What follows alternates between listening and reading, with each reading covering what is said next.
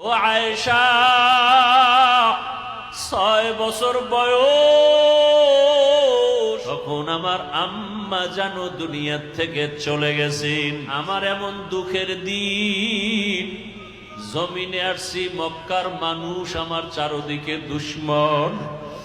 আমি দুনিয়াতে আসার আগে আমার আব্বাকে হারাইয়া ফেলছি। জীবনে আসি আমি একবারও আব্বার চেহারাটাও দেখতে পারি নাই।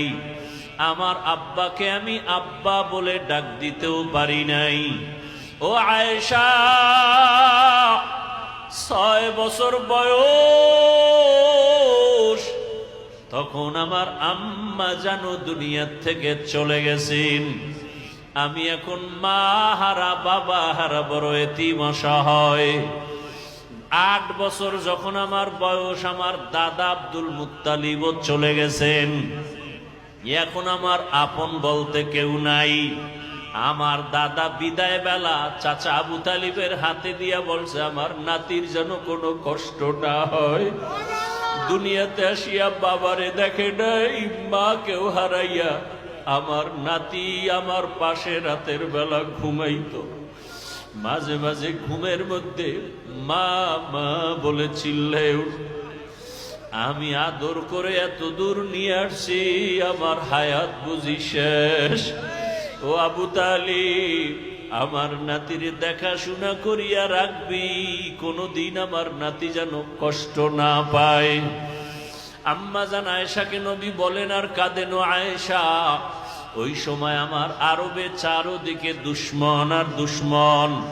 ওই সময় একমাত্র আমার আদরের মোহাব্বতের কেউ ছিল না চাচা আবু তালিব ছাড়া। এক পর্যায়ে আমার আল্লাহ আমাকে বিবাহের বয়সে নিয়া একজন আল্লাহর পেয়ারা বান্দি খাদিজাতুল কুবরা রাদিয়াল্লাহু আনহা, তার সাথে আমার বিবাহ হয়ে গেল। এমন একজন নারী বিধবা যার সন্তান আগে হয়ে গেল। 2 জন স্বামী হওয়ার পরে আমি তৃতীয়। ওই খাদিজা আমার ঘরে আসছেন।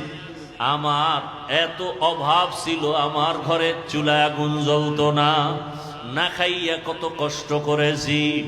আরবের ধনী ছিল খাদিজা। ওই খাদিজা আমার মায়া আর মোহাব্বতে পড়িয়া সব সম্পদগুলো আমাকে হাদিয়া দিয়েছে। ও আয়েশা জানো না, আমি আবার সম্পদগুলো সব দান করে দিয়েছি। আমি এত কষ্ট করে করে জীবন কাটাইছি। আমার বংশের দুশ্মন